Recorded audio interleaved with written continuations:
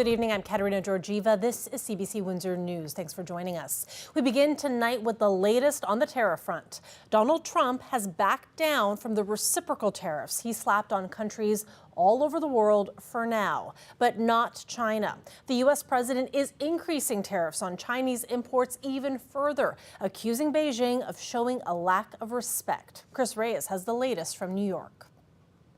In a single social media post, President Donald Trump made a sudden midday reversal of his historic tariff policy, announcing that he's raising tariffs on China to 125% effective immediately and pausing reciprocal tariffs for 90 days on more than 75 countries that have agreed to negotiate. Speaking at an event, President Trump insisted his strategy for getting better trade deals for the U.S. is working. We have a tremendous amount of spirit from other countries, including China. China wants to make a deal.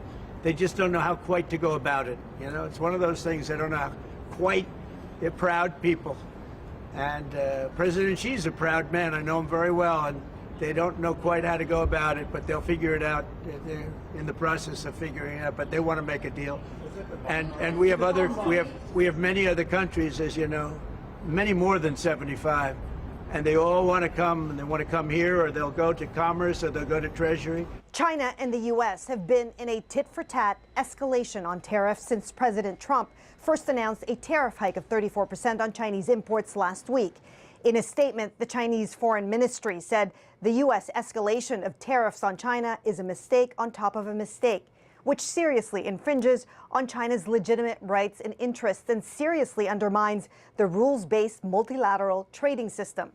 As of Wednesday morning, China had raised tariffs on American goods to 84%. You might even say that he goaded China into a bad position. They responded. They have shown themselves to the world to be the bad actors. And we are willing to cooperate with our allies and with our trading partners who did not retaliate. It wasn't a hard message. Don't retaliate. Secretary Bessent said negotiations are already underway with a number of trading partners, including South Korea, Japan, and Vietnam. He also said that each deal will be negotiated separately by the president. Chris Reyes, CBC News, New York. The tariff pause does not appear to apply to those slapped on specific sectors like auto or steel and aluminum. But those are already taking a toll, with many warning that everything is about to get more expensive. As Pratush Thayal reports, you may need to brace yourself for what's coming at the grocery store.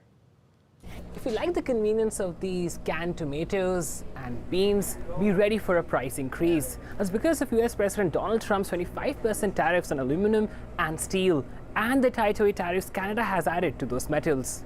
These products under the brand names Unico and Primo, ranging from pizza and pasta sauces to tomato paste and juice, all sold in cans, will see a price increase 25 to 35 cents a can. Here's why. Our suppliers have to pass those tariffs on to the customer, which is us. So we've got a tariff charge on all the steel, and it equates back to the cans. Sunbright's cans are made out of steel and tin plate and come from a company in Philadelphia. The company says there are no can manufacturers in Canada.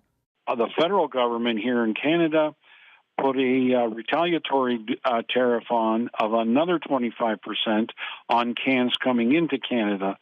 So in essence, these cans that we're using, there's a 50% tariff, which is unnecessarily causing a significant amount of inflation. Food economists say the impending recession can inflate prices of dairy, vegetables and fruits such as oranges and bananas, meat products, cereals and other crops Canada imports from the US. If we buy those products from the US, there'll be a kind of an imported inflation.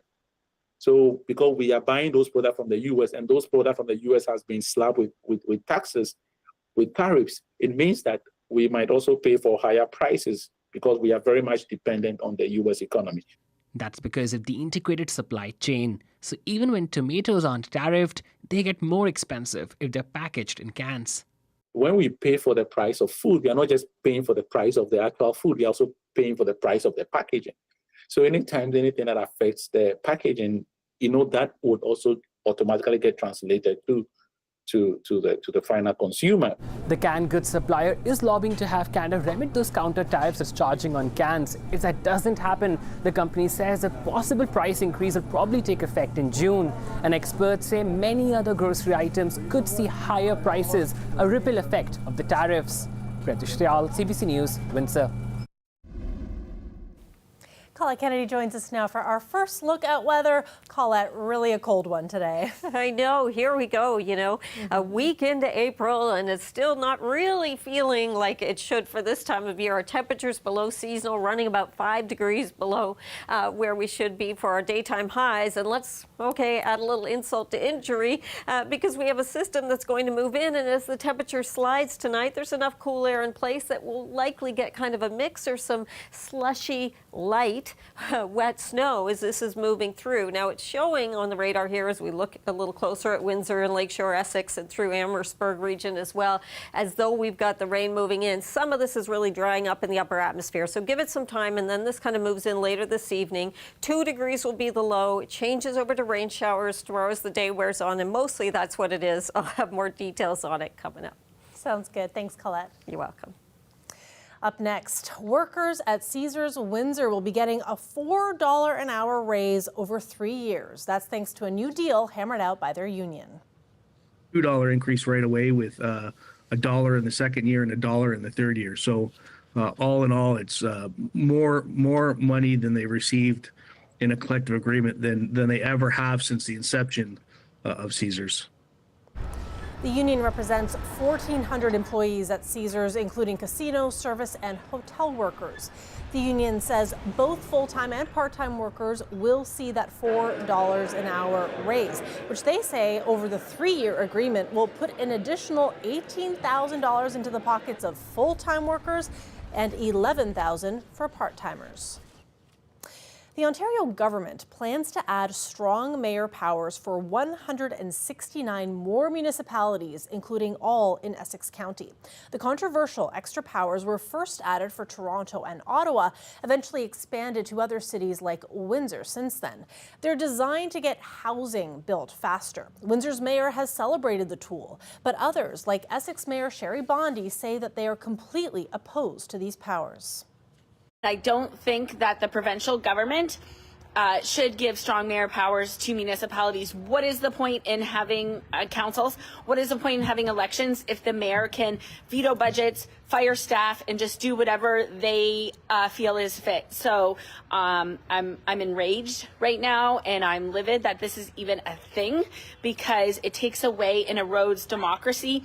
And your ward reps are elected by you, and they should have an equal vote in council chambers. The mayor only has 1 vote, and that's the way it should be. If the plan moves ahead as proposed, the new powers would kick in May 1st. The People's Party of Canada and its leader, Maxime Bernier, are in Windsor today. Bernier, along with local PPC candidates, are holding a meet and greet at the Windsor Club on Riverside Drive. CBC's poll tracker shows the PPC polling at the bottom of all parties at 1.7%. Bernier founded the party in 2018 after quitting the Conservatives. It made gains in the last federal election, earning roughly 5% of the vote share, but it has so far failed to win a seat in Parliament. Bernier has campaigned on stopping what he calls mass immigration, ending gender-affirming care for transgender people, and slashing government programs and agencies, among other things. And we'll have more on Bernier's visit online at cbc.ca/Windsor. And in other local news now, the World Aquatics Diving World Cup is launching right here in Windsor. Dozens of athletes from 24 countries, many of them Olympians, will be competing. We got a little preview before the official kickoff tomorrow. It's a big deal. I mean, this is the World Cup of Aquatics, so all of the best divers in the world will be here. 119 of them from over 20 countries. It's a 3-day event, entirely sold out, using world-class facilities, and they keep coming back here because of what was built in the city of Windsor. I think this is a great facility. Most pools tend to be a little colder, which is a little harder, especially on bigger meets where you have bigger lines. So when you're standing, waiting for your turn on the board, you get a little cold, a little stiff, and it's harder to get back into it once you're back up there. But because it's nice and warm here, honestly, even wet and just in a suit, it's pretty nice. So we have more athletes competing here in Windsor, competing to qualify for the super final in China in 2 weeks' time. The Stellantis factory in Windsor may be quiet this week with production halted, but a diner around the corner is still hopping. Business has been good at the Backroad Cafe for 35 years now, through many ups and downs in the auto industry.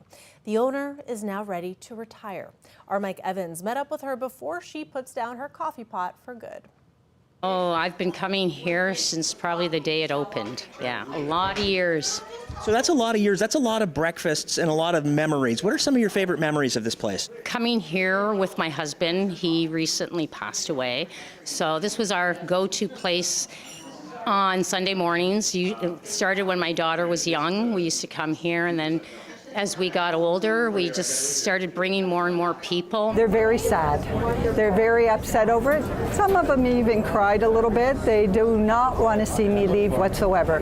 They're regulars. They come. This is their place that they come almost every day. Some customers come twice a day. 1990, it was a small little place, and I had one employee at the very beginning, and then I hired a couple of extra, and we grew from that point on. I put on 6 additions in this restaurant. What are they saying to you now, those regulars? Because I imagine you have a lot of regulars. They're very supportive. They said, good for you. You should retire. You've put a lot of time in this place, and we're happy for you. We're just very sad to see you go. There's a lot of staff here. I understand that some of them have been with you almost the entire time. Yes, actually, Debbie at Cash right there. She's been with me for 35 years. A couple of the other girls are between 34 and 25 years. What's next for you? I'm going to take one day at a time, I think. I'm going to relax and then decide what I want to do. Most likely, I'll probably go into the charities.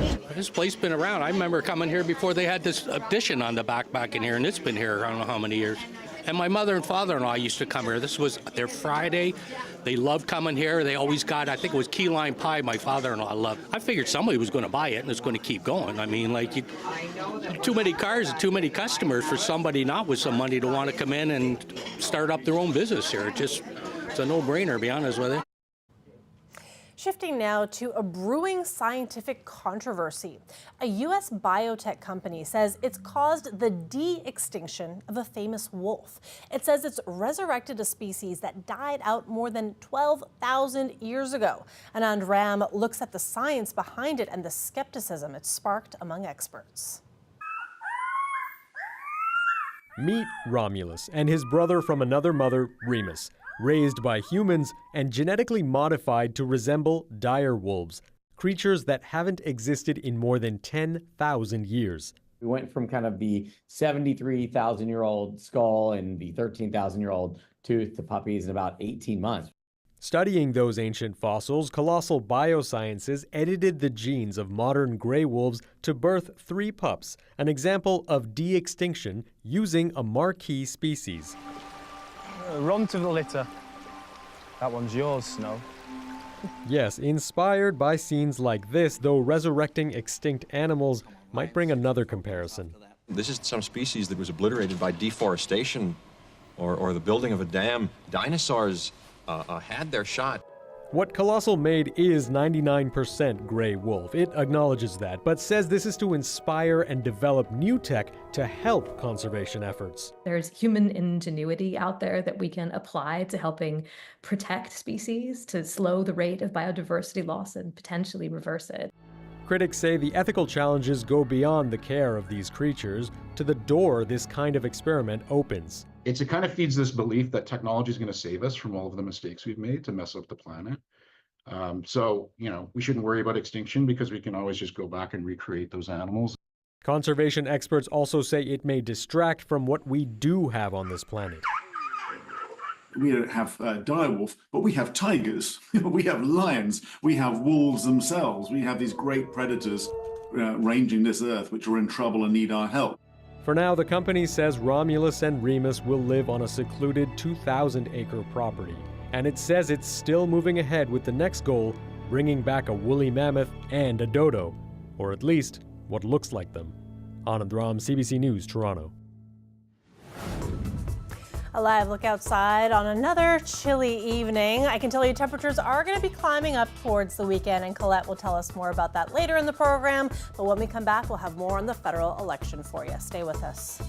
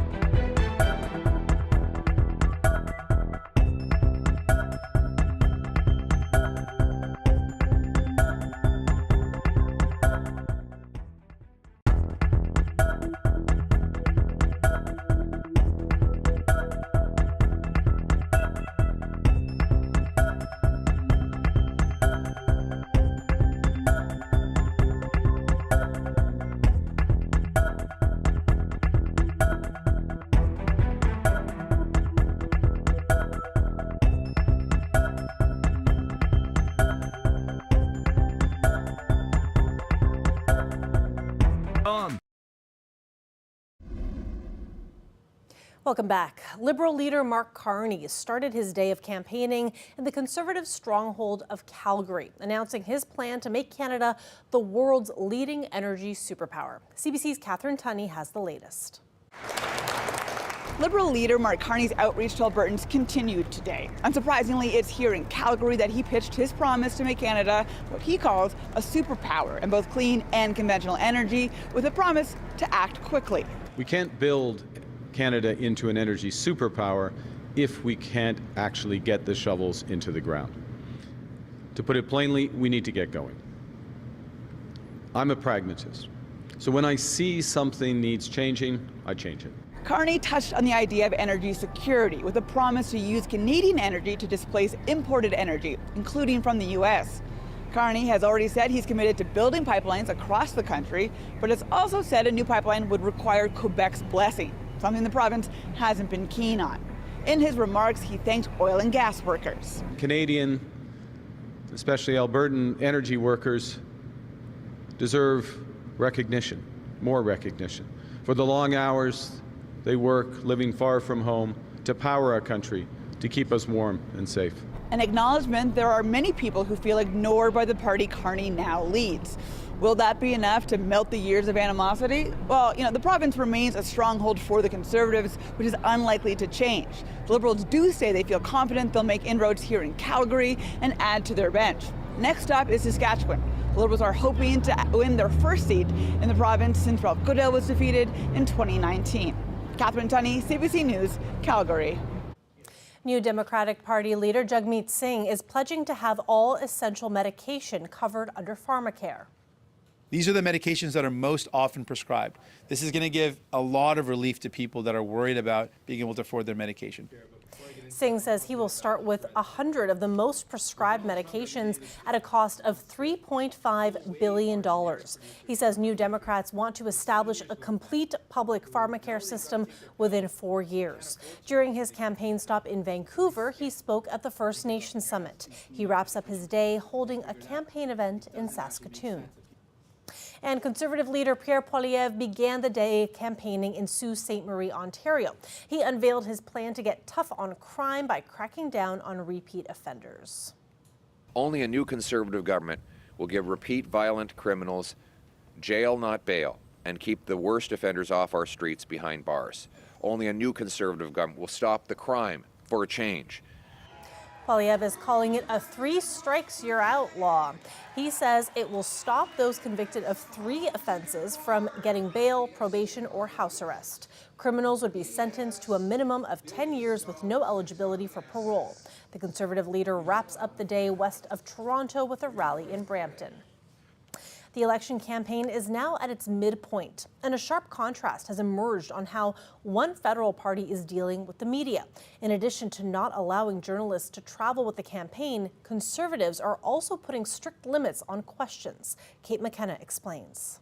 We'll now take questions from the floor. Every day, Conservatives take questions from journalists. But unlike the other parties, they only take 4, and they pick who asks them. Is that why you're not getting a security clearance? On Wednesday, tensions boiled over. Sorry, there's just a protester here. Go ahead. It's a reporter trying to ask you a legitimate question. But it wasn't a protester. It was a reporter who wasn't handpicked by the party. We're trying to listen for the next person. Trying to get answers from the Conservative leader. Thank you. Next question. The Conservatives have an iron-tight grip on message control. A campaign source says it's about minimizing risk.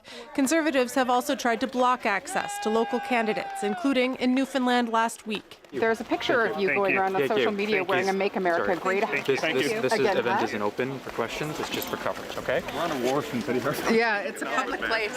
I do think that a strategy to limit access to Mr. Poilievre is a safe one. This pollster says the Conservative strategy has pros and cons. It's one where you think you are well ahead. All you need to do is control as much as you can and just get to the finish line because you're so far ahead in that race. As we've seen in basically 3 months, that strategy doesn't seem to be working because the entire landscape has changed. The Conservatives said this campaign would be one of the most transparent and accessible in recent history. But so far, Liberal leader Mark Carney has taken twice the number of questions from journalists. Kate McKenna, CBC News, Ottawa.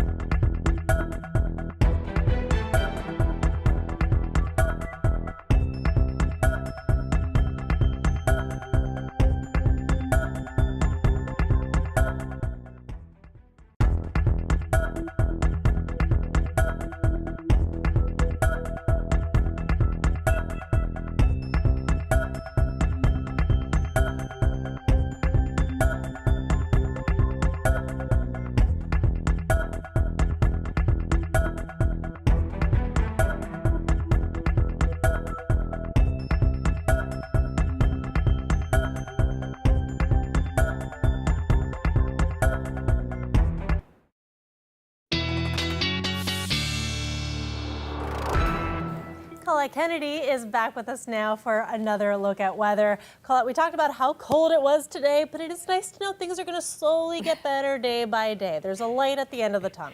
Yeah, that's right. It's going to take some time, but we are going to get there. And once we do, we're going to make that swing. Instead of being below seasonal, we're going to push 5 degrees or more above seasonal with our daytime highs. But we've got a couple of days to go to get there. So I'll sort of show you what's to come here as we move towards the end of the week and then into the weekend. All the heat still well to the south of us and really chilly air, below seasonal for many locales here into the Great Lakes region. So yeah, the best you could do, 6 degrees right now. We should be in double digits, 5 degrees currently, Chatham-Kent and Sarnia.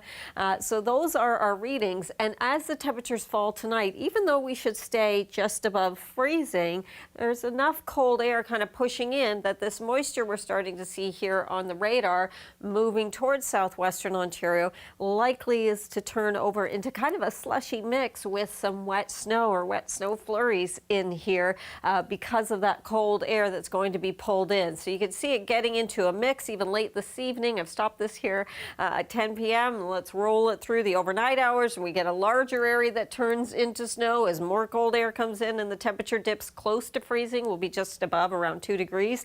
And then tomorrow morning, still some lingering light showers, and that potential is there as well. Plus, we're going to keep that cloud cover. So there's not a lot. It doesn't pack a big punch, this system, but it is kind of slow moving, and I guess maybe you might find it a little bit annoying in terms of how it's going to take its time. Now, by the time we get into Friday, really that cloud line between where it'll be sunny and beautiful blue skies and overcast is pretty close. So we should get into the sun for Friday, but you'll notice some of those clouds, the system almost retrogrades back, and some of those clouds will push back as the day wears on. So we'll say kind of variable for now, and I'm looking ahead to Friday. Don't be alarmed by this 5 centimeters. It'll be very wet stuff that kind of melts on contact or mixes with some rain showers, but between, let's say, 1 and maybe 4 centimeters or so. Mostly it becomes rain of 5 to 10 millimeters just because it hangs around a little bit. And overnight temperatures looking like this. As I say, just above freezing, but it doesn't take much. You don't have to be at freezing or below to get into that snow. 6 degrees are high on Thursday. I said there was light coming and warmth coming. So Friday we start, but look at this. Saturday 13, then 15, then 20 by the time we get to next week. Love to see it. Thanks so much, Colette. You're welcome. And thanks to you all for watching. See you back here tomorrow night. Good night.